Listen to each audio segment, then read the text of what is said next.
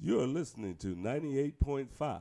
This is KUAW, Kansas City, Missouri. Glad you're listening. Keep tuning to the new voice in Kansas City. Hi, my name is Felania Johnson, and I'm a freshman at Purcell Academy of Fine and Performing Arts. My name is Mayan Charity, and I'm a 7th grader at Lincoln College Preparatory. STEM is a program about science, technology, engineering, and math. More girls our age should get more involved in the program because there's a shortage of black girls in STEM. African American women make up just 2% of engineers. Roughly 1/3 of students of color express an interest in STEM. Most black women think that STEM is too challenging. We are sisters in STEM, and we are encouraging young black teens to join STEM. If you're interested in more information, please contact Ina Montgomery at 816-866-6340.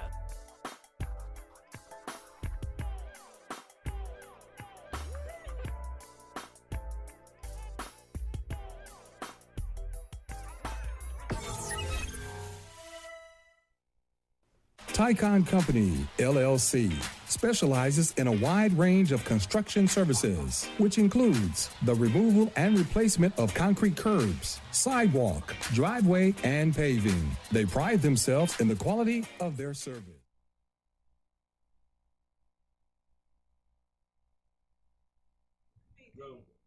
All right, this is Tyrone Gathers Jr., your host of The Source at Inkwell live on KUAW, Knowledge, Understanding, and Wisdom. You can check out this broadcast a number of ways. You can hit us up on KUAW.org, tap in, listen now. You can also hit us up on KUAW on YouTube, type in KUAW Radio. You can also go to KUAW on Facebook, KUAW-LPFM 98.5. You can also go to KUAW on the TuneIn app on your mobile device. Say, hey, KUAW Radio. Or you can go to Alexa and same thing. Echo, say KUAW, and we'll pop right up too. There's another radio station that says the same thing, but I think we said that first. KUAW is one of the fastest growing internet radio stations in the area, so please continue to support us. KUAW can be reached at 816-599-6893 or at KUAW.org, or email us at KUAW95@gmail.com. I'm glad to be back in the studio because I'm able to just do what I do. And today's guest is a gentleman who's been a strong supporter of KUAW. He's actually co-hosted a couple of shows as well as guest host a couple of shows. And he listens to our shows and he shares our shows. Now, this young man is also running for a political office. Ladies and gentlemen, Mr. George, a.k.a. Jorge Fuller. How you doing, sir? I'm good, thank you. I actually want to say that I was one of the first people to be interviewed on KUAW about 6 years ago. Am I right? Is it 6 years? About five. Yeah, 'cause I've been on for 4, so about 5 years. Yeah, I'm feeling old as I say it. My gray hairs just start shining a little bit more. But I was one of the first people to actually be present with Serenity Wagner, and she interviewed me for the first grand opening of KUAW, and I was definitely a strong supporter of Black Families in Technology Association, BFTA, working at Benjamin Banneker Charter Academy with alongside William Wells. And so as I'm name dropping these people, they are still out actively engaged in the community. Thus is why when they ask me to come on and do anything, I'm always eager to do so. And I want to say thank you, Tyrone, for getting the message last night. I don't even know if I wrote it right, but we was able to communicate. Oh yeah. Yeah. And and the reason why I brought you in is, you are running for office, and I remember hearing Dr. King's daughter, Bernice, on the radio. They asked her, "Are there any black leaders left in the community?" She said, "Of course." She said, "They're grassroots." And you, my friend, are a grassroots leader that needs all the rallying and support possible in what you're doing. Because I remember I brought you in during the summer, and you were talking about your campaign. So before we dig in a little bit deeper, let everyone know what office you're running for and why it's so special, why we need to listen to what you got to say. So I am running for Missouri State Senate, District 7. I have to put an emphasis on State Senate. For the simple fact that if I say Senate and it says District 7, you may think of the United States government. I am staying local in Missouri, and it is the Missouri State Senate District 7. And I'm running as a write-in candidate. Over the summer when I came on, I was out and about trying to get signatures, and it wasn't as successful as I wanted it to be. However, I am very persistent, I'm very resilient, and I'm very dedicated. Whenever I say I'm going to do something, I do it to its completion. So I went ahead and made sure that I add myself as a write-in candidate this past Friday, legitimately down in Jeff City. So I know you saw that post because you were like, "Hey, we need you on before the election." I was like, "Yep." Right. So it was definitely impromptu, but it was definitely it was a sense of relief when I did it, because I was actually able to say, like, no matter what anyone else says, you can look and see that I said what I was going to do and I followed through with it. And that's a key part of me, a key part of my nature, my personality. One of my play moms slash project director for Gear Up, which is standing for Gaining Early Awareness and Readiness for Undergraduate Programs, Tony Jean Dickerson. That's right. I should say Dr. Tony Jean Dickerson. What her statement was to anyone that has asked for a reference about me is, when I say it's done, it's done.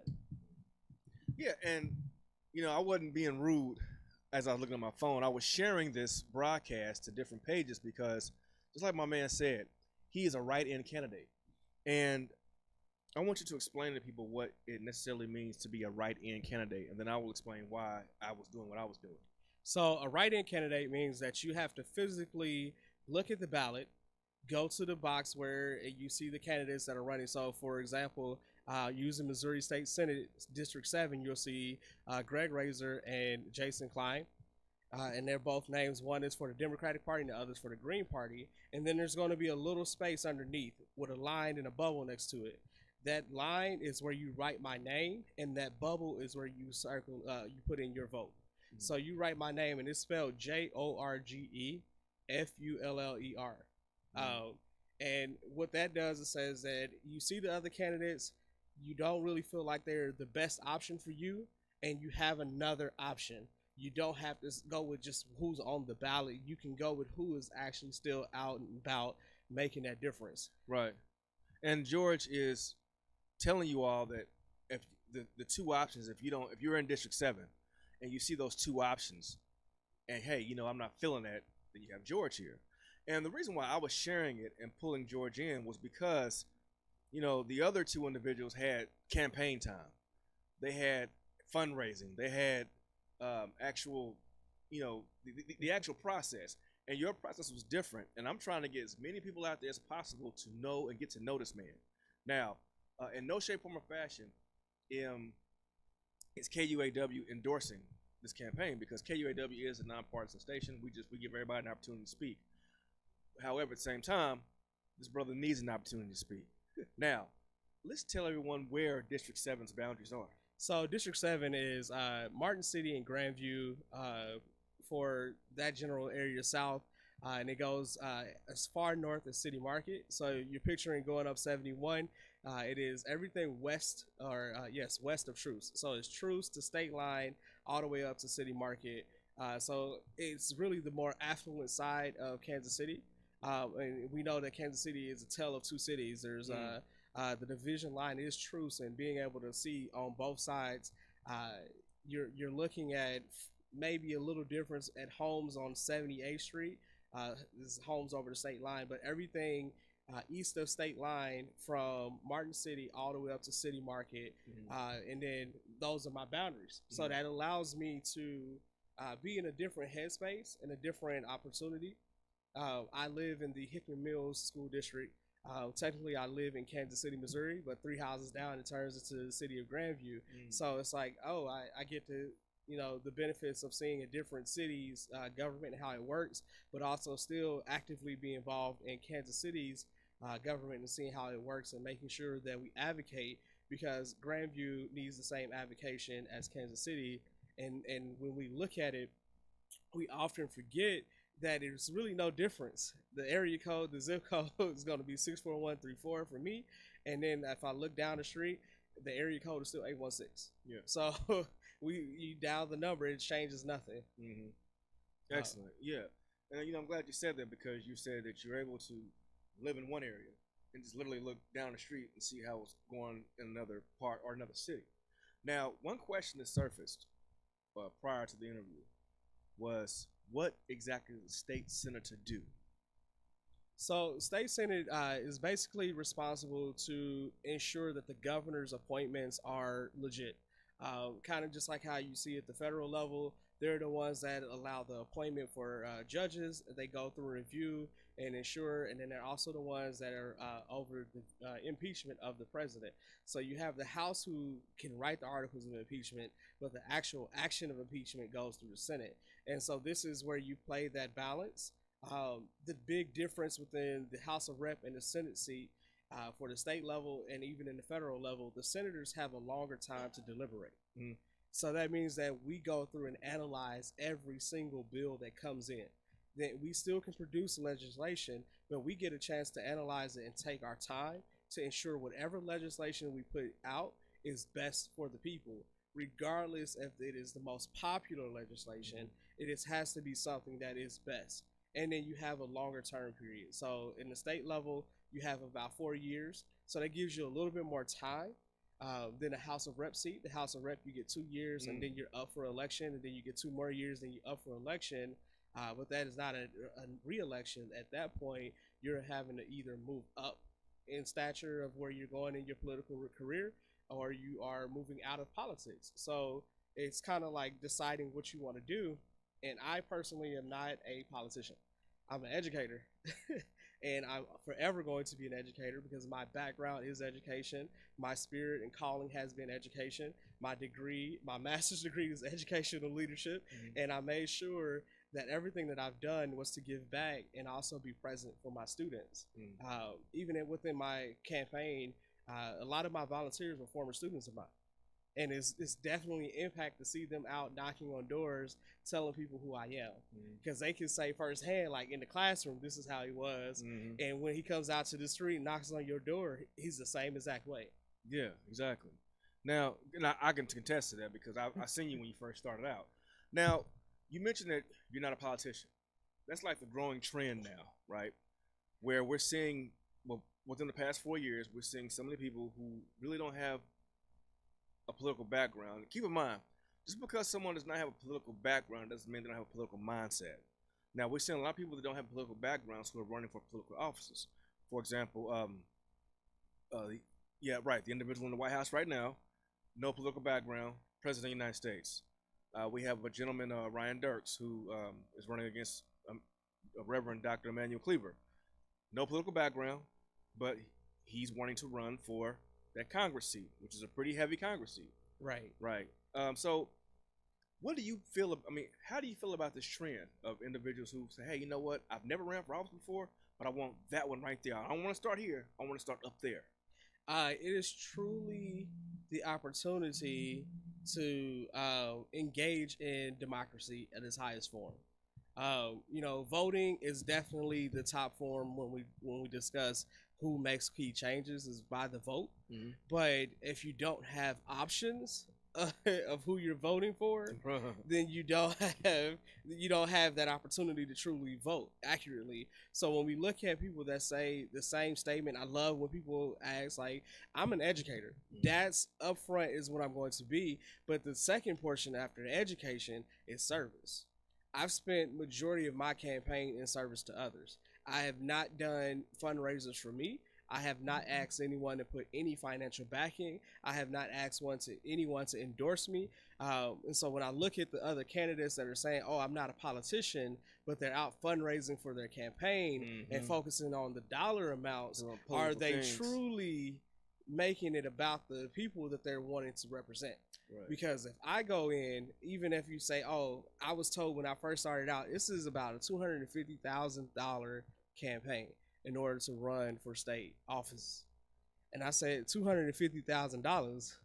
Nah, I'm cool. Like, I looked around and it was like, who can help me? Who can do this? I tried to build the team. And at the end of the day, I was like, it's not going to work in my favor because I don't focus on the dollar amount.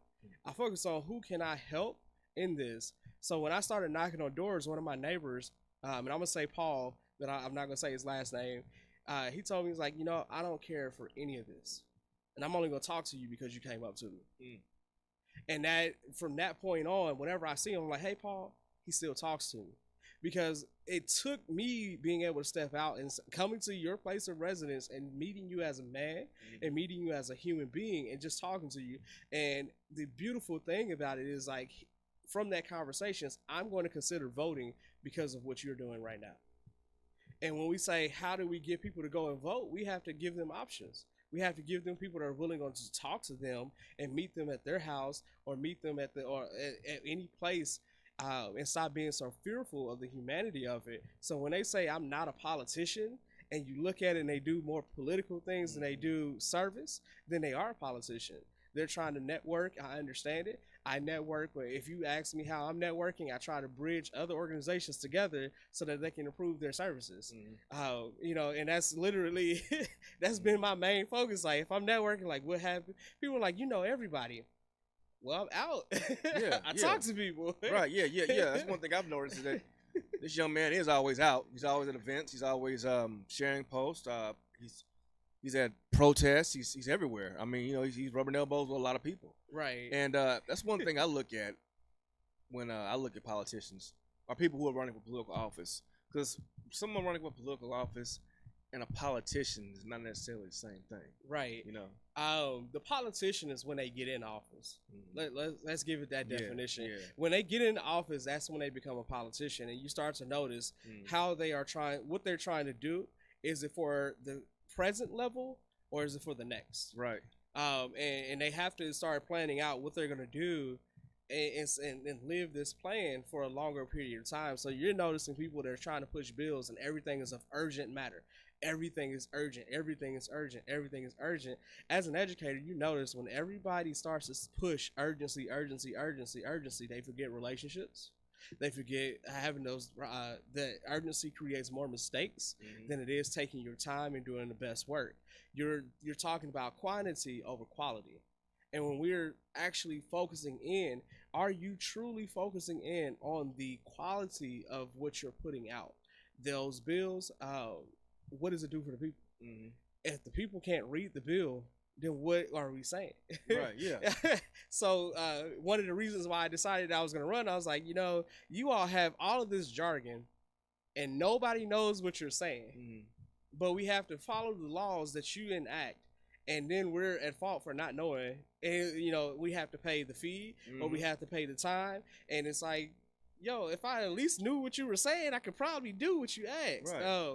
For example, when during this campaign, I found out that even though we have legalized medical marijuana in the state of Missouri, it is legalized. And we start to see all these shops pop open and everybody's starting. But here's the thing. Here's the kicker. You have to have marijuana grown in the state of Missouri. Guess what hadn't been grown? It hadn't been legalized yet. The growing of marijuana. The growing of marijuana. So you're like, you got all these shops, you got all these people doing the business plans, but you haven't certified anybody to grow it, and so you don't have a product. It's like you're giving me a business with no product, and you want me to jump in and be in line, and then, as now you see.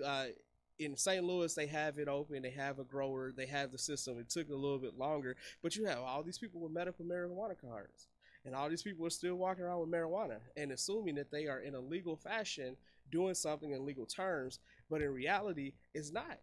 And nobody said it to them, and nobody mentioned it. And only reason why I knew is because I was at a protest and they were speaking to the community. And I was like, oh, hold on, let me write this down, because people that do this, and you want to make sure that they are safe at the end of the day. Because when we look at we're protesting about injustice with police, why give them a reason to talk to you? Exactly. And if you're talking about legal marijuana, you have this medical ID card that's supposed to classify this as a legal option for you, and yet it's not legal because a stipulation that's in the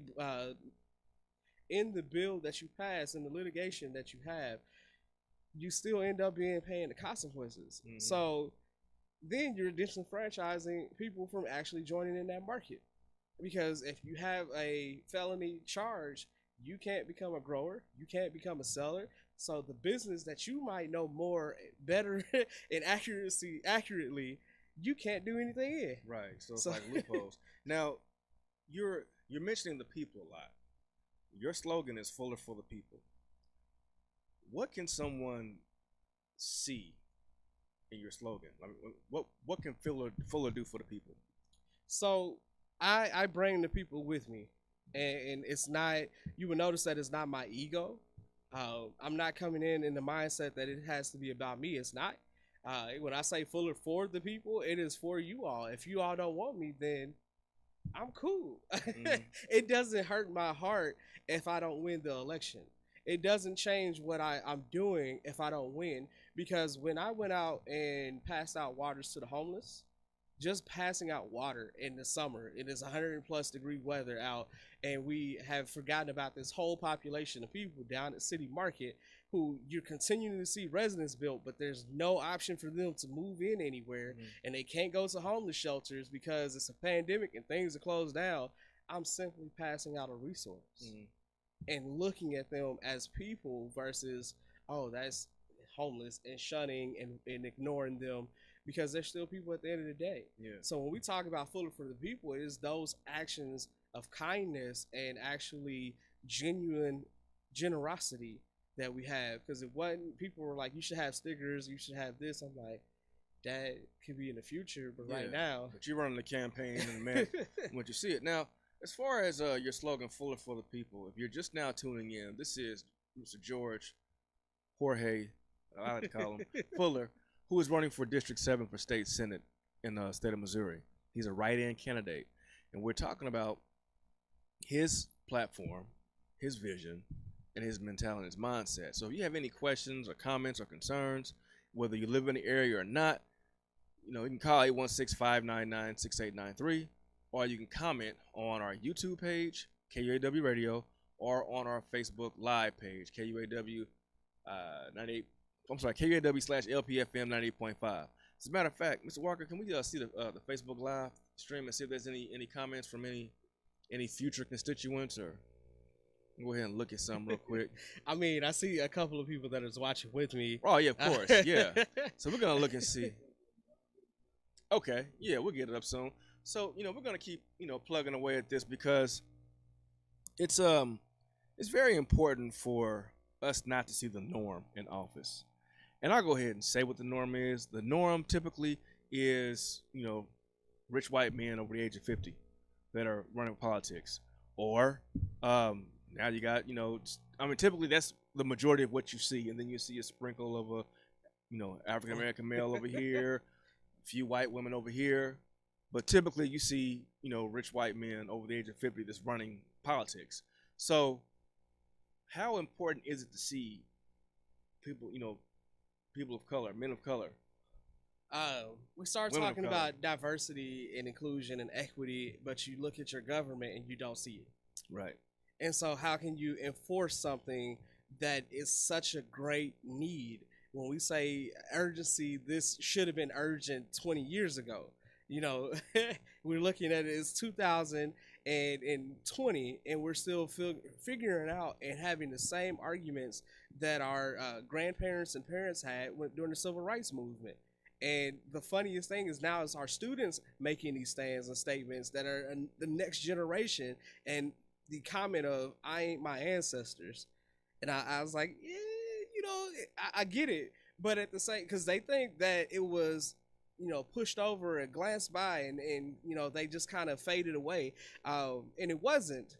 It was by design. And when we look at the design, the artwork that we see, it is not a representation of us. After the Civil War and we had the Reconstruction period, we had some of the greatest numbers of voting from black people in the South. Matter of fact, you had more black politicians after the Civil War during Reconstruction than any other time in United States history. Absolutely. And the reason for that is because they had that right to go out and do it. And they pushed it because what they asked for was land. They didn't, for reparations, we asked for land so that we have our own space to build from. We had our own to build up. And so what they asked for was land, and so that they knew with land you had financial opportunity, you had resources, and you had power to move up within the political spectrum. Now you come in 2020, we're asking for the same thing, but we're making sure that we fact check, because what happened is that they got land on a promissory note, and when the Union left, they took that land with them. The Southerners was like, nah, man, you fighting a whole way of life for people. Everything that's happening right now is a challenge to a way of life. And if you know how stubborn it is when you have a health concern, and you know how stubborn it is when it's your way of life, you know that it doesn't allow you to continue to push things without resistance. Right. And so when we say, what is the importance of having it? Well, we need to have you running. We need you to be present. Whether you're a Black, whether you're Hispanic, whether you're Native American, we need you to run, because it is your thoughts, your history, what you bring with you, that brings that diversity to the table. We can't say we need to have diversity in leadership and we're not giving people leadership opportunities. Exactly. It's like looking at nonprofits where we're questioning whether or not your impact is just for the community that you're serving, or whether or not it's vulturizing that community.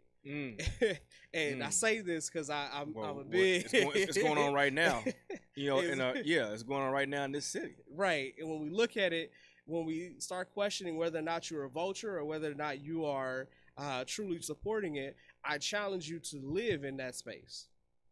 Like I tell people, like, don't come at me for where I live when you don't know that I've lived in the space. I grew up where I'm working.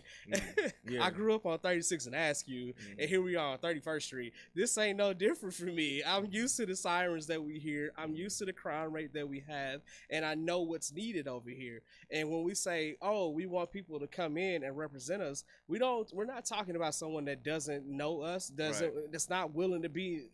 How you not gonna be willing to be my neighbor, but you want to represent me? You see a lot of that. You see a lot of people that come from outside of the community who try to come in and lead the community.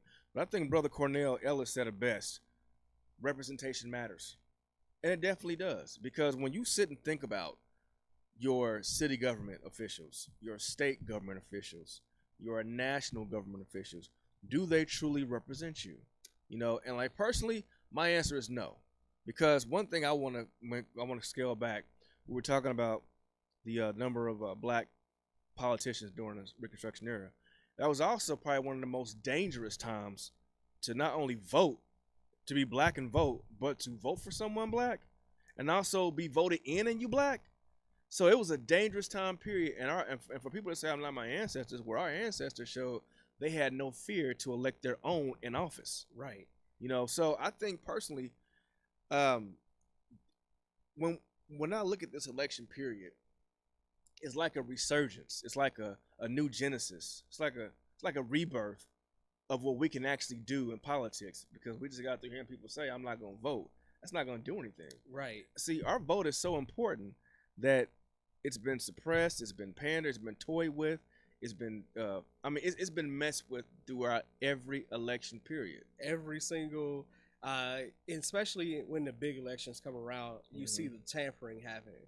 And you're trying to figure out, like, why when one of the things that happened in 2016, we started noticing the power of the electoral college. We was like, hold on. She really before that with this candidate won the popular vote.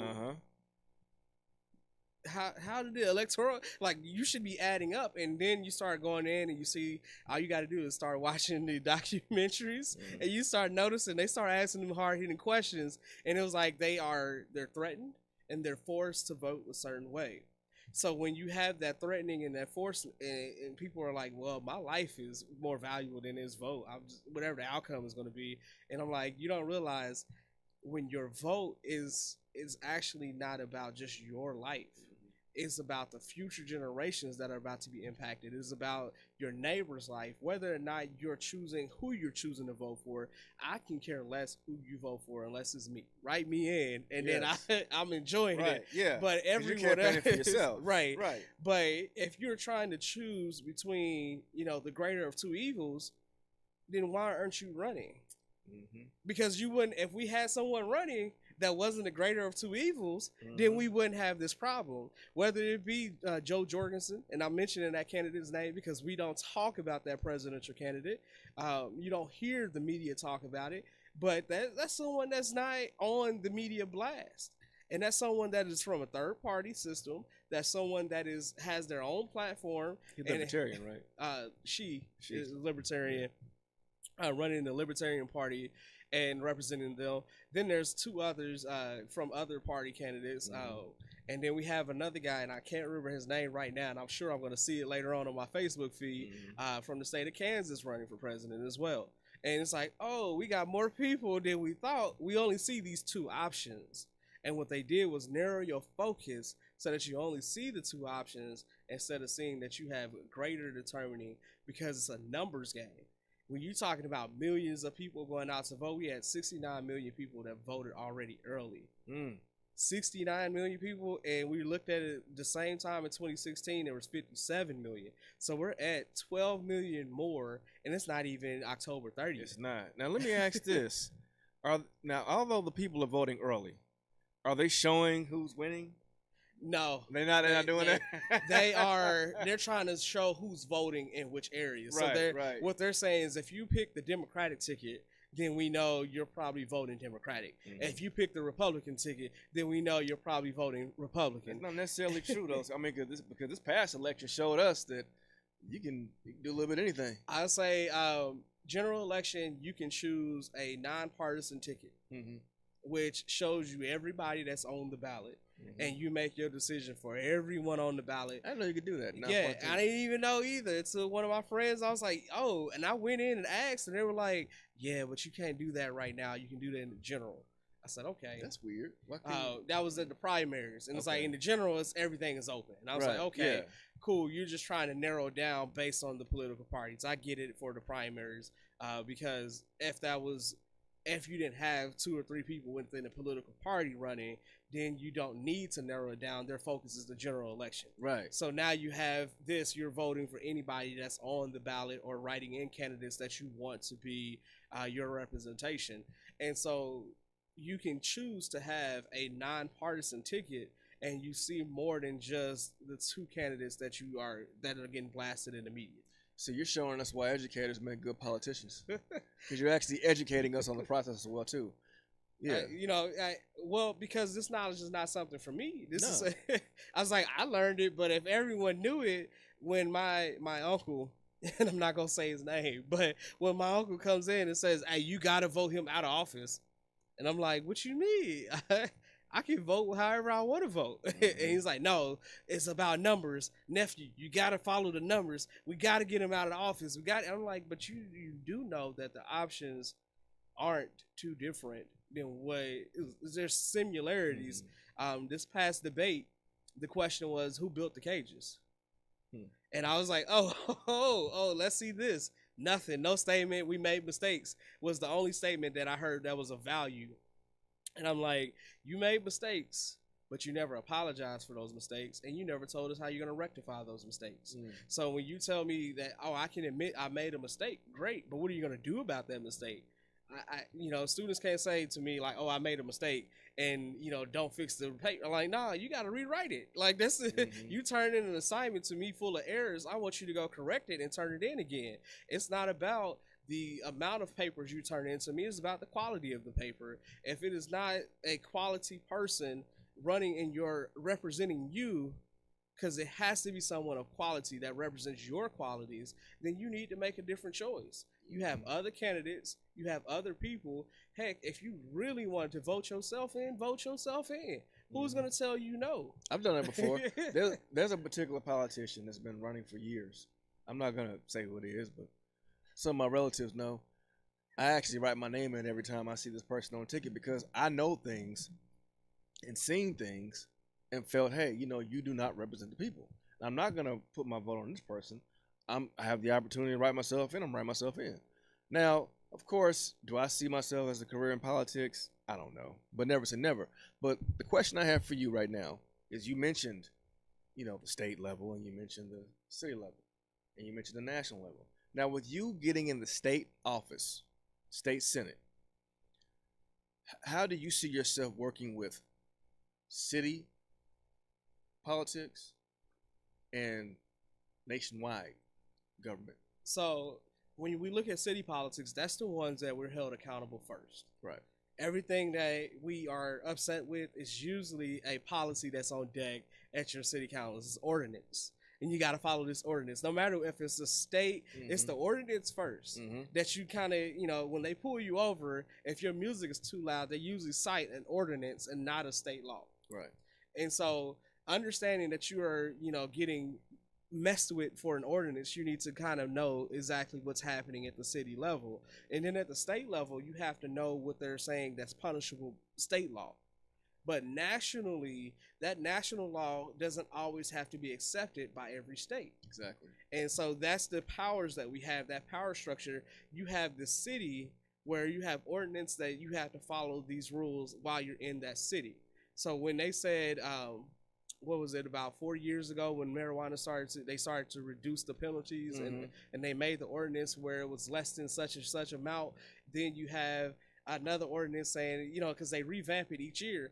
But I'm specifically choosing marijuana because I know that is a hotbed topic, and we look at it financially. This is the economy is going back to agriculture, and one of the most agricultural substances we have is hemp, which is marijuana.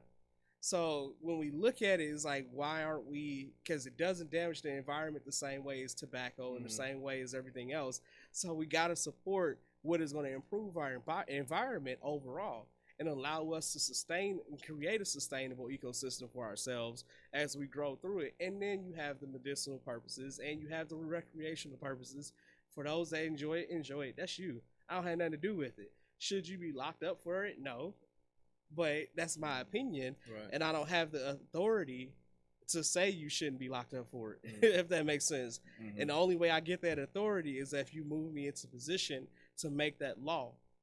And when we make that state law, we can, just like Colorado, ignore what the federal regulations is, because now you have this rule set that is specifically for this state.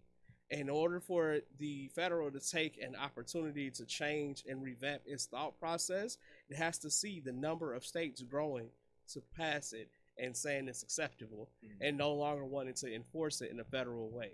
Now, you made a comment that led me to think, when we're talking about cities ignoring nationals and states ignoring national laws or ordinances. A prime example of that was the shutdowns. How each state was doing things different. Each city and county was doing things different. We had a big, everyone was doing things differently across the nation when it came to this thing. And then there was things that the president was trying to say, I want this done, but the states were like, no, you can't tell us we can do that. So obviously someone needed to go and read up on their economics. But at the same time, that was a prime example of cities doing things that was in contrast to what the big boys were saying. We have a comment on here. Thought I would share on the topic of mail-in ballots. I saw on the news that they probably will not have all of the ballots counted until after the election with all the mail-in vote. Some states will not begin counting until election day. Ooh. That's like the teacher that graded the paper the night when grades are due. You stressing yourself out for no reason. Right. You have the resources. Yeah, if they counted before. Right. So now we may not know who the president is or the winner is until after the election. Mr. Walker just got through saying you cannot count those mail-in ballots before the election because it's illegal. Right. And I mean, when you look at it though, it's like, okay, we made this system, we open this up. So we open this Pandora's box to say, all right, you can go and vote for convenience. We're doing things in a convenient manner for people. And that's what it truly is. We don't think about it. It's convenience for certain people. And sometimes it's necessary for others, but for many, it's a convenience. I don't have to wait in line on Tuesday. I don't have to be there for 4 hours. If it's a 4-hour long line, I can do X, Y, Z. I've done my civic duty. I can stop thinking about it. I don't have to see any more of these ads. I don't have to pay any more attention. It was the convenience of voting early. Now, when you look at it, they hadn't logistically thought it out. And this is why I wanted to go to the Senate, because you have more time to think it out before having to enact it. And so if they had logistically thought it out, they would have said, what do we have in place so that these votes are counted the night of? Yeah, but see, you know, the idyllic essence of legality is in itself a gray area. So I understand that. I mean, it's we're walking on a fine line here. I mean, we already know that this election in itself is going to be quite the one to look at, based on what could happen. It's like a car wreck. But now let me ask this question: with you running as in a state office for a state office, at the same time with a lot of national stuff and a lot of president big time stuff, I mean, does that kind of get in your mind and stay like, dang man, I mean, is people even gonna focus on me? I mean, you really have to understand when you run, and I hope those that are running, because this is not a career for me. I plan on running whatever office I am in. If I'm successful, I'll continue to run. If I'm not successful, I'll let someone else have it. I'm not there to just continue to fill a seat. I'm there to make the changes that need to be changed happen, so that our children and our children's children don't have to stand outside and protest some civil liberties and human rights that we shouldn't have to be protesting. Right. You know, that's what truly inspired me. It was like, you know, I got students out here, elementary age kids out protesting, risking life and limb because they are tired of living in fear. And so when we say, like, when I looked at it, it was like, do I need to go federal? Do I need to go state? Do I need to go local? I looked at it and I was like, this is probably the best option right here. This fits me. I'm going to go for it. Right. And I chose that way. Yeah. Right. Doesn't mean that I'm only going to focus on the state level from this point in the future. No, my options are still varied. I can, wherever I decide to go politically is where I decide to go. But my true objection, after it's all said and done, a true result that I'm excited about is that there's more people coming to me now saying, hey, how do I get involved civically? How do I get engaged? How do I start running for office? Because it was a limited pool, and the old guards in the black community have had it on lock to where if you don't go through them, you don't get in. And so you have a limited pool, and then you have someone that is continuing to filter, and unless you go through them, I'm like, listen, hold up. I ain't got to go through you to do anything. If I want to do it, I'm going to do it. And then if I need to, I'll create something that is going to actually surpass that. Because when we look at our numbers, it is a numbers game. And until we motivate other people to join us and do it, we don't have any power. Right. Leadership is motivating people to go out and do. Yeah, motivation and persuasion. Now, if you're just now tuning in, this is the Source of the Inkwell with your host, Tyrone Gathers Jr. Looks like we're probably slightly frozen on Facebook. We'll thaw out soon. But I have Mr. George Jorge Fuller here live. He's running for State Senate, District 7 in the state of Missouri, of course. And if you have any questions, comments, or concerns, you can call in at 816-599-6893 or go to KUAW.org. Or on our Facebook live stream, you can comment live at KUAW-LPFM 98.5 or comment live on KUAW radio on YouTube live. Or if you have any questions, comments, or concerns, hit us up at KUAW95@gmail.com. Mr. Fuller will be here all night because when he gets done with my broadcast, he will be on the Lene Gray Show right after mine as well, too. Because it's all about watering those grassroots so they can grow and flourish. Now, we spoke about leadership. And one thing about being a leader is coming back and talking to the people. Now, I shot out emails, and I told you personally who they were behind the scene, because what you and I talk about, it's not for, Right. Yeah, but at the same time, there are some leaders who are political here, and we reached out to them in regards to coming in on KUAW to talk to the people. And we have not heard anything since. Now, there was a situation during the summer where I reached out to some leaders, didn't get anything back. I made a statement, and then they came back and did some interviews, which I was very grateful for. I understand you're busy. However, when you have individuals who just blow off the people, I have a problem with that. So how important is someone who was in leadership, like you said, the old guard, to come back and sit down and have this face to face with someone who has a voice for the people? So one of the big inspirations that I've seen as of late that's starting to be really in big talks is Dr. Clyde Anderson. And if you haven't watched his interviews with the Breakfast Club, you probably don't understand why Ice Cube did the things that he did. You don't understand why people are saying the way they said. And one of the things is that there's 5 pillars that we need to control. Right. And one of those pillars is media. And the media writes the narrative. The media writes the story regardless of what you want in what you want in the story or not. And unless you go and talk and be in person with the media, or allow those that control the small town shows, this one right here, it is nationally broadcasted via the web. Worldwide, yeah, internationally to be exact. So you have an ability to say your message to people farther reaching than just doing it at KCTV5, 41, ABC, KMBC. I had to say their name too, and Fox. And those are the 4 majors that we have here in Kansas City. But then you don't realize that social media is a grand impact. Everybody is on it. I've been using it. I've been getting a lot of success in people moving the messages around. And then you have shows like this, podcasts. Since we've all been at home, podcast numbers have increased. People listen to them. People watch them. The reason why T.I. is still relevant is because you listen to Expeditiously. Man. And he's bringing in great people. And I'm like, if you don't take that opportunity to go where you're from and actually talk to the people that you are saying, hey, I continue to represent you. I continue to represent you at this level. Are you truly representing them? Yes, and that's what we're not seeing. We don't see dedication. We see defecation. Right. And we see that on the people who actually put these individuals in office. You know, they come up to you and they ask you for these votes.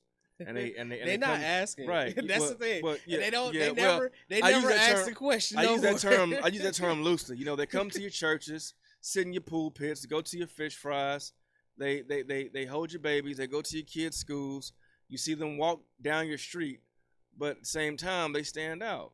And, you know, then they disappear. Now, there are individuals who've been in office for a long time in this area, and you don't see them. But yet and still, you have that blind following. I'm going to go ahead and say something. and I really hope that this doesn't hurt.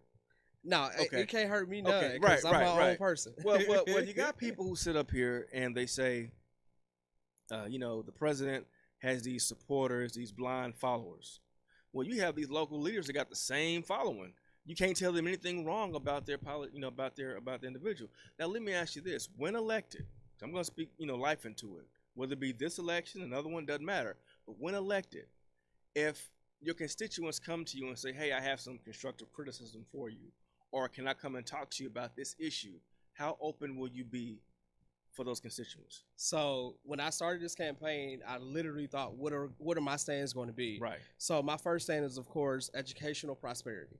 I want it to be financially feasible for everybody that educates our students to continue to work. I want it to be financially feasible for schools to be present and actually educate our kids with the same resources. Should not be a difference between the school here and there. And then I go into economic progress. Economic progress means that you have an opportunity, you make your funds, you're able to build, you're able to purchase property, you're able to grow your family, you're able to take care of, right? That's real simple when I explain it that way. But the last one was civic relationships. There you go.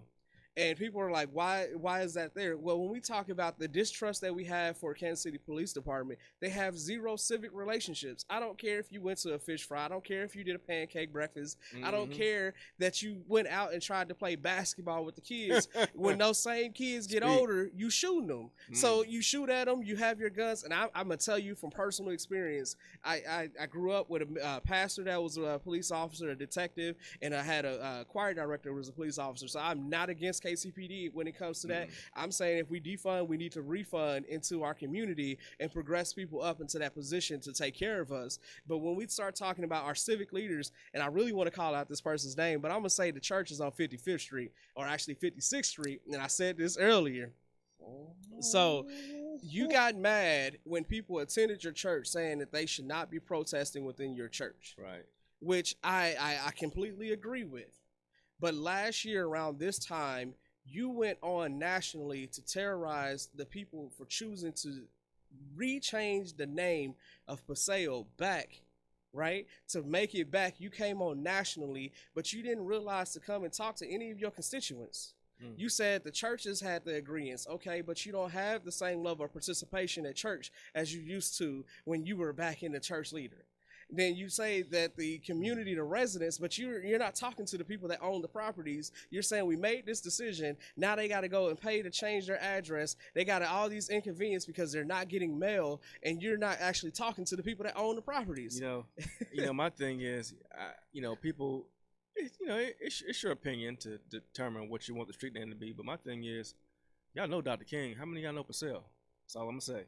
But True. But see, when we see the inherent barrier, Right. when we see the inherency of it, because I'm using my debate Kansas City language, when we see the inherency and the harms that start to present themselves, we notice that your true change was not for the people Right. that live on that area, live in that area or on that street. You're doing it to grain back people from the suburbs. And I'm gonna call out Beacon Hills. And I'm saying this because I'm not their representative. Even if I was, I'm still calling them out because they purchased property and they've done so much economic progress that they priced the community that lived there out.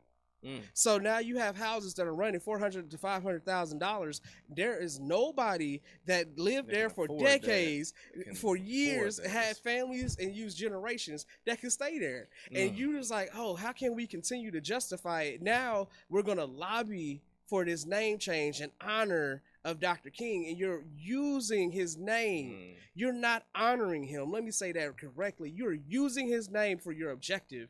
And every major metropolitan that we have in the United States, if you see the name Dr. King, you know it becomes the dividing line. And we already have one, which is truce. So you wanted to move the dividing line further east and continue to price out people in that area. Okay. And now you don't see the inherency when you talk about my generation of people that started coming out. It's like, hey, hold on, fam. You're not about to come. Y'all not gonna run this on us. Yeah. We the ones that's pushing it. I didn't know that. That was an educated point for me. But now we coming up on the end of the hour. What I want to do is, if people want to get in contact with you or your platform between now and election day, how can they do that? So you can follow me on Twitter. You can follow me on Instagram. You can follow me on Facebook. And it's all George Fuller for the people. That's JORGEFULLER. If you want to email me directly, email me at fullerforthepeople@gmail.com. That is FULLERFORTHEPEOPLE@gmail.com. And I'll be upfront with you. If you have any questions or concerns, you do not have to hesitate to reach out to me. I'm not someone that is avoiding you or avoiding the community. If you live in my neighborhood, when I knocked on your door, I told you exactly what my house looked like. I told you what my driveway was. And I said, if you have questions or concerns, leave it right there. Bring it to me. Because at the end of the day, if I'm going to be your leader, if you're going to elect me, I need to be accessible for you. Right. And if I'm not doing that, then I am not doing what I said I was going to do. In a civic relationship, you are accessible to those that you are asking for your vote. That's right. I'm not expecting you to go out and write me in. I'm asking that you write in. So when you see Missouri Senate District 7, you go into that box and you go down to the line where it says write in. You fill in that bubble and you write in JORGEFULLER. That's what I'm asking you to do. Thank you. Consciously remember me when you go to the polls. Thank you. Thank you for coming in. And George is on the ballot for next Tuesday. He is the undercard for the main event, which is the President of the United States. So he's on the ballot. So he will write him in on the ballot. So he's actually running. So it's all about support. Okay. You got to support your grassroots leaders, because when you support the leaders on the grassroots level, they can grow and encompass more areas to support and fulfill the need for your voice to be heard. This is the source of the Inkwell. And in the Inkwell, education overflows. And just like ink, let it stay permanent. God bless, support, go vote. Next Tuesday, I'll be out live on the campaign trail. So I'll see you then. Hey everybody, this is Scatter. You might remember me from way back in the Zodiac days. Be sure and check us out. We're going to be here every day from 2 o'clock to 3 o'clock. It's old school with Scatter. Scatter's back. Check me out on the internet, KUAW.org. For all you Paseo Central Manulite people, want you to remember that in the 60s and the 70s, we had some good music. If you want to hear some of the Temptations, some of Smokey Robinson, some of the Tim Free, things that you don't get every day, DJ Scatter remembers he's going to have it for you.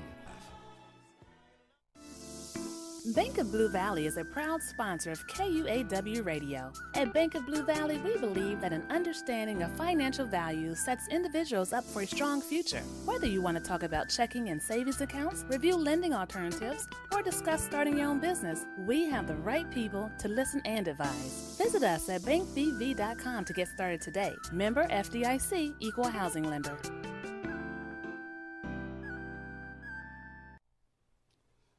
You're listening to 98.5. This is KUAW, Kansas City, Missouri. Glad you're listening. Keep tuning to the new voice in Kansas City. Hi,